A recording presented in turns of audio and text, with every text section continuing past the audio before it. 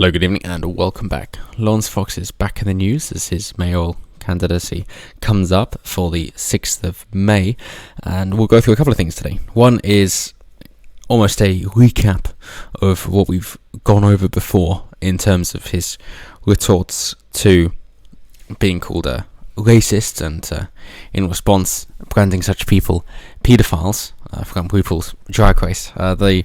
His point is, well, you know, it's just as meaningless and baseless as what they're saying. If you haven't got any proof for my claim, I will also have a proofless claim for yourself as well. Because, bear in mind that neither claims are based on action, they're about thoughts. That racist is that you be stereotyping based on race, and paedophile is that you've got sexual interest in prepubescent children. Neither of them actually carry any prison terms, as for now at least, as both of them would only be thought crimes. There is no actual action with either one. Obviously, you can act based on racist or paedophilic thoughts, and at that point we have a problem, but until then, as they are just thoughts, nobody is really any the wiser, and it is obviously recommended that you seek help for either of those mental afflictions, shall we say, that you may have. One much more so than the other. And at this point, I suppose it comes down on where you are on the political spectrum as to whether you should seek help more urgently if you might have racist views or paedophilic views, but I suppose that's a debate for another time. The other one is he's starting to unravel his manifesto for what he intends to achieve if he is voted in as a mayor, but the primary focus is, as his Reclaim party, is to reclaim freedom. Primarily that is on freedom of speech, but it is also to go against COVID passports, to say, you know, there's absolutely no need for COVID passports in London and there will not be any, and to just stop the mask mandate immediately. Not that he has such power to do so, but he's hoping that if he's voted in, then Bojo will listen to what people have to say through these elections. And that's the idea. Otherwise, try and do some backdoor dealings in order to enable those freedoms to be enacted. So, first things first. Right. People can call me whatever they want. It's free speech. Laurence Fox says he was right to call three people paedophiles on Twitter because it is as meaningless and baseless as them calling him a racist without any proof. He's being sued by three people, including RuPaul's Drag Race UK star Crystal. Fox said he used unsubstantiated slur at them because this was equivalent to them falsely accusing him of racism. He added, free speech. You throw meaningless and baseless insults at someone, you get a meaningless and baseless insult in return. And, credit where it's due, he is actually sticking with that. He is not saying, oh, my mistake, oh dear, no, I'm gonna just cower and go gently into that good night. Not at all. It's like, no, I had a good point, and I'm sticking with that. We are casting out aspersions. They're not accusations of any particular act that has been carried out. This is just our assessments of each other's mental fortitude and opinions. And it is our opinion about somebody else's opinion. And if neither of them are being backed up by any evidence, then that is all. So that is it. That the three people, Crystal, as we got, Coronation Street actress Nicola Thorpe, and Deputy Chair of Stonewall, Simon Blake, they weren't saying that he has acted on this and done something immoral or illegal in that respect of murder, for example, because somebody is not white. And similarly, Laurence Fox is not saying that they have had non-consensual sexual relationships with children. Neither of those are happening. It is simply, oh, my thought is this person doesn't like people who aren't white. Oh, okay. Well, my thought is this person is sexually interested in children. Cool. What are you going to do about that? Nothing. Because there's nothing that can be done. This is my opinion, just as yours is your own opinion. And it works very well as well that, of course, Laurence Fox, being a campaigner for free speech, is saying, yeah, you can say that, and there's nothing I can do about that. But if that's the game you want to play, I will join you in that game, and we'll just call each other names and see if that gets us anywhere. I'm going to guess no. And in response, they're saying, oh no, we can call you names because our opinions are factually accurate. Dogma. But you can't say anything about us. We will use the full force of the state in order to silence you. So it definitely does go quite a way to prove his point, and that is something, in my opinion, that he really does need to draw more attention to. It is always a difficult game trying to play linguistics against the left, and I do not envy him for that. However, he has, rightly or wrongly, willingly inserted himself into political dialogue, and he's decided to throw himself into the fire and go in with a much more brazen attempt than other people, trying to go with a firebrand of politics, as they say, in which case he's got to be ready for it, and also able to articulate what he's saying much better than the opposition. He has to be able to enact these smaller sound bites that can be used and have easily understood and repeated slogans. That is the way of politics. At least in today's age of kind of clapback politics. The only way to rise above it is to have something of substance which can be summarized in a repeatable small phrase, which does create a vision for people. The closest that he seems to get to that from all that I've seen from him is mentioning about policing, and this goes for his Mayoral campaign, that the police should police streets, not tweets. And that is clearly something succinct that offers a clear vision and can be repeated and used as a quote all the time. Police streets, not tweets. Very, very straightforward to say, and it hammers the point home. So as long as he uses that same idea when it comes to the free speech debacle here, then it is fine. The only issue is he's kind of starting on the back foot here with racism and the accusations of racism being branded about so commonly compared to paedophilia, of course. That still makes people very uneasy because it affects everyone, as in everyone's been a child, but obviously different people have different ethnicities.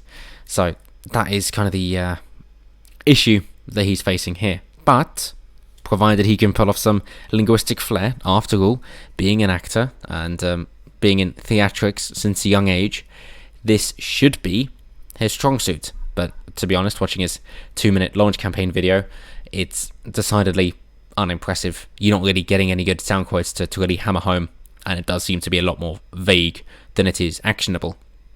But nonetheless, he likes the name Reclaim, and don't get me wrong, I'm not trying to slag him off because I don't like him.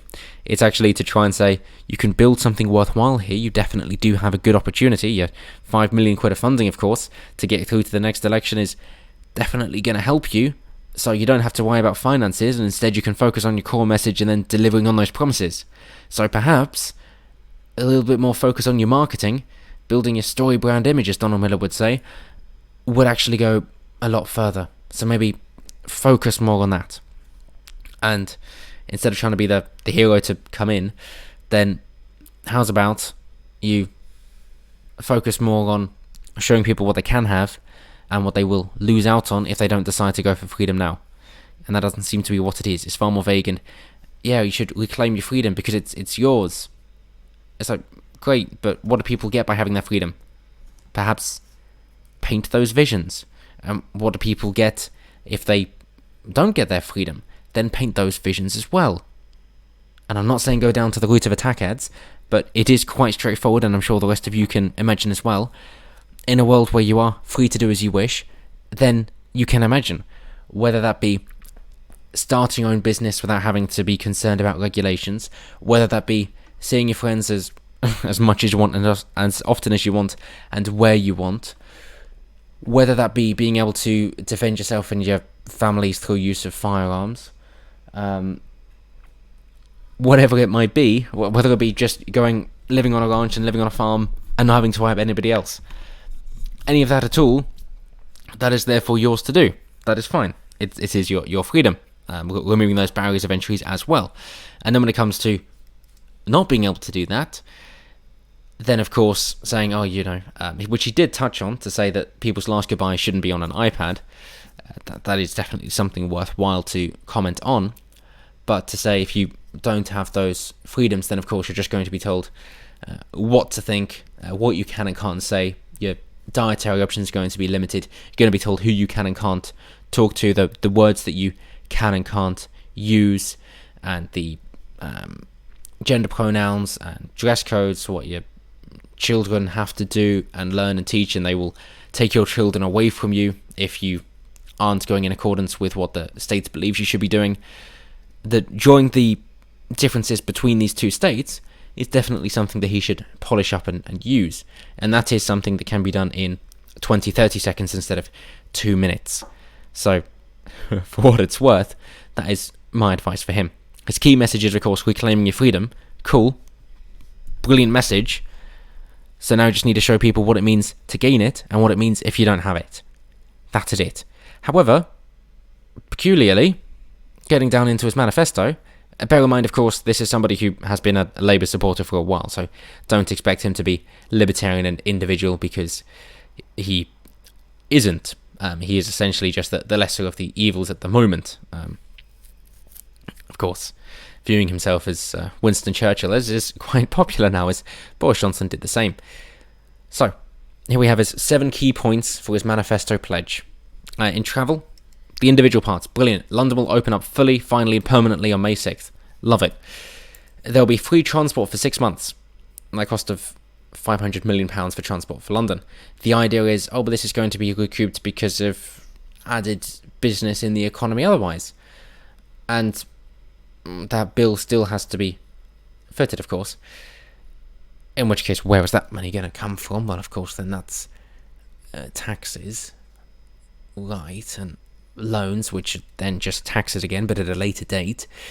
But it's supposed to help small businesses, cafes and coffee shops. And again, it comes down to adaptation, sorry to say. Ideally, you just stay out and see where the chips lie. Why are you trying to force something that might not be the case? If public transport is more important and there are ways to do it, then let people figure that out. If not, then why are you just extending a valueless business for 6 more months, seeing as that time would be better spent learning a new skill that would be beneficial, that people actually appreciate, without having government mandated incentives. So not such a big fan there. Scrub the pollution causing low traffic neighbourhoods that have cut off homes and streets and discriminate against the most vulnerable in society. Loves using those words against the left, sure. Discriminating against the most vulnerable. Love it. Triggering. But yeah, ending regulations. Love it. All unnecessary cycle lanes will be removed. Yeah, I mean, if you really want to look at London traffic, you're going to need a huge overhaul and maybe finish the M25. But maybe that's a bit much for now. Housing. He will build 250,000 houses over his 4-year term. And we've just been talking about traffic being an issue and infrastructure being an issue. And yet you want 250,000 more people. Or even more, let's say it's a house for 4, so 1 million more people. Is that really a wise move? No. Are you going to do anything else to back that up? No. Is it best that you just stay out so that things can kind of form their own equilibrium? Yeah. So do that. If you're all about individual freedom. A full audit of the Green Belt will take place, with precious landscapes preserved for eternity and unattractive scrubland transformed into beautiful and affordable housing. Right, so brown sites instead of green sites. Great, it's more expensive to do it that way, but no doubt it is more preferable that you don't want something that is decrepit. You'd rather have it renewed and useful, and there's no point in building on the green sites while those brown sites still exist. So by all means, I think that would prove to be much more popular anyway. So do you need such conservative as in conservation policies in place? That's debatable. Policing. So we'll make London safe again by removing politics from policing. Almost impossible there, mate. Because the laws are created through policies from politicians through politics.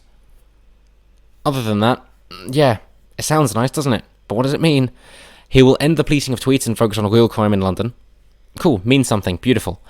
Petty crime will be dealt with firmly in a New York style. Oh, New York, Rudy Giuliani, New York, not what we see now, okay? Not Cuomo, New York. Style broken windows policing strategy to serve as a reminder to more serious criminals that London will be a hostile environment for them. Good luck. I think you need to focus a bit more on culture first, mate. If you wish to look at where these crimes are being caused and who's causing them, maybe go down to the root cause. Women, his policies on women, not men. Peculiar for the individual, but anyway, yep. No woman will have to share a private bathroom or changing space with a man. Brilliant. Does that mean no man will have to share a private bathroom or changing space with a woman? Maybe. Good luck. How about no one has to share a private space with someone they don't wish to, because that's what private means. Whether that be a woman and another woman, or a man and another man, or vice versa, or any other bloody gender. Easy. No, okay, apparently that's not it, just the women, okay. There will be 3 walls and a door between you and any man in London. Oh, the imagery to me is, forget wearing masks for COVID, just carry around a house.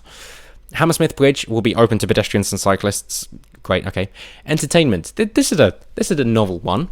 And it's a nice little starting off point, to say every year there will be a festival of London, where for one day every theatre ticket is free. He's saying we need to get the lifeblood of tourism flowing back into London. But in that case, as we'll get onto the heritage part, surely it's not just the tourism part, it is also the heritage part, as in to try and provide those cultural enrichment festivities and days and ideas to people that are living in and around the city of London as well, in order to remind them what London and the rest of the UK and Great Britain have been all about historically and should continue to be. But, okay, apparently it's for tourism. Okay. Maybe that's just from outside of London and the rest of the UK instead. Who knows? Then heritage. A Union flag will fly outside every school in London. Children will be taught about the good that Britain has done in the past, as well as the bad. So, more outlined. Fantastic. More pros and cons. Does sound a little bit American, but hey, we all appreciate a little bit of American. And finally, any institutions that seek to undermine our shared culture via critical social justice and critical race theory will lose their funding in London. Our culture is a reflection of us all and must be protected with all our collective energy. Love that. Individualism must be protected by the collectivism. But it does kind of make sense. But nonetheless, when pushed on, yes, how are you gonna decide this? It's like, well, it's common sense. Teachers must teach children how to think, not what to think. And that is a lovely little phrase, but I think it's been bandied about so much now that people kind of forget what it means. Because what does how to think mean? It means critical thinking. I was like, so critical thinking about what? About everything. Obviously about laws, about philosophy, morality, principles, race. So, yeah, critical race theory. Oh no, hang on. You're just going back on it. Shit. But yeah, how to think is critical thinking. It is critiquing things. And so it is the catch-all term of critical race theory, which, again, is something that it doesn't sound like. Because the left are self-aware enough in order to realise that what they're pushing isn't moral or popular or appreciated or worthwhile or good in any way whatsoever. But they are aware of what sounds good, and therefore frame it in a way that it is something it isn't, in order to try and garner the support that they need to push it through democracy until they have their totalitarian control. That is what democratic socialists are, for example. It's just socialism through other means. Once they got the votes in, they will then enact their policies anyway, as the National Socialists of Germany did after the Weimar Republic, of course.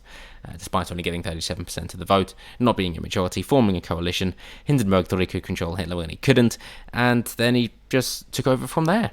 So it's the same policies, it's the same method, just almost 100 years later at this point. So yeah, we've seen it before, and hey, it's tried and tested and it does work.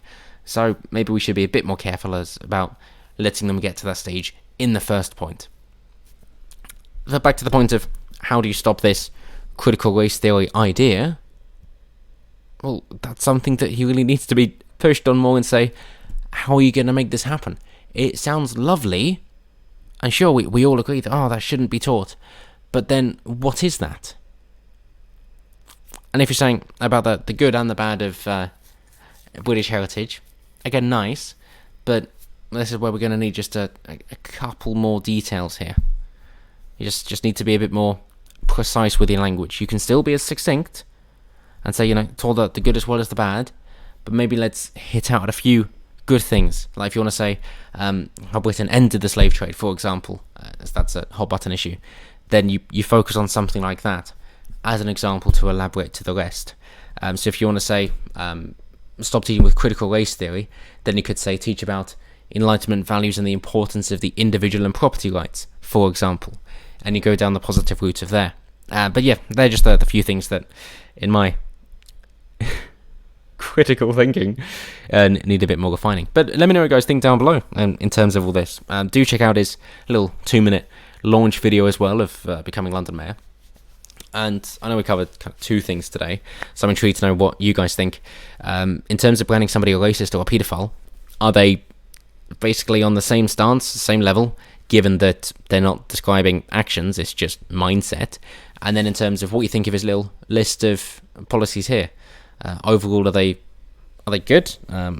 Is he a little bit too collectivist for your liking, but nonetheless is he the lesser of the evils, as he seems to be the only anti-lockdown guy going for it? So he's got that. It's just a single issue vote, really, isn't it?